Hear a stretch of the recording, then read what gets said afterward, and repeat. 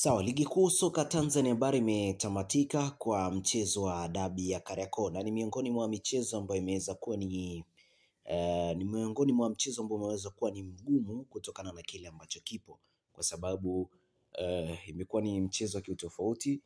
Simba Yanga kuweza kukipiga katika siku ya kuweza kupokea mwali, yaani kwamba mchezo ndio unaamua nani anaweza kuchukua mwali. Kwa hiyo imekuwa ni kiutofauti sana kutokana na kile ambacho kipo cha kuwa ni kama fainali ya kombe vile. Kwa hiyo ipo hivyo moja kwa moja, kumekuwa na utofauti sana kati ya kikosi cha Yanga na Simba.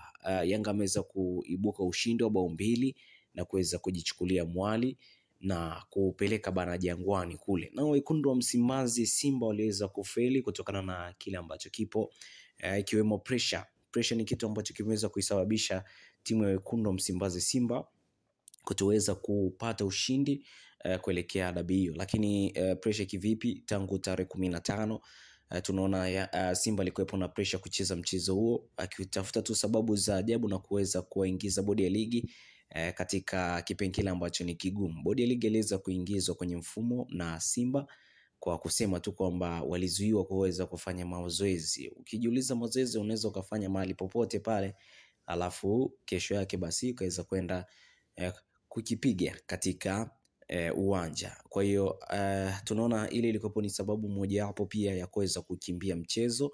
Lakini kaja tarehe 25 pia alikuwepo anatamani kucheza, lakini kama alikuwepo anatamani hatamani, yani anakuwa kama ana wasiwasi fulani, lakini ndo ipo hivyo.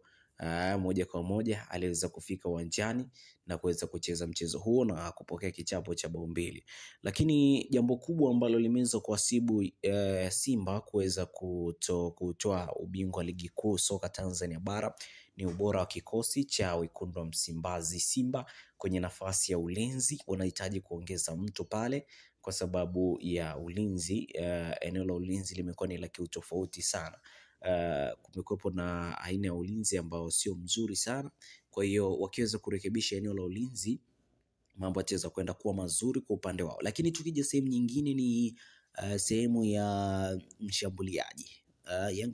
Simba na washambuliaji wazuri, ikiwemo Mpanzu, lakini pale kwenye nafasi ya ushambuliaji inahitajika aweze kuongeza mshambuliaji mwingine kwa ajili ya kuweza kumalizia vizuri zaidi na kuipatia ushindi timu ya wekundu wa Msimbazi Simba. Kwa hiyo safu ya ushambuliaji na safu ya ulinzi ni miongoni pia mwa maeneo ambayo yanawasababisha Simba kutokuweza kupata ushindi vizuri zaidi, ukiweza kutofautisha na kikosi cha Yanga.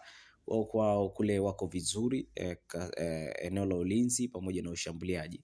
Kwa hiyo Simba wanatakiwa katika sajili hizi ambazo zitaweza kufuata, kwa sababu msimu wa ligi umeweza kuisha.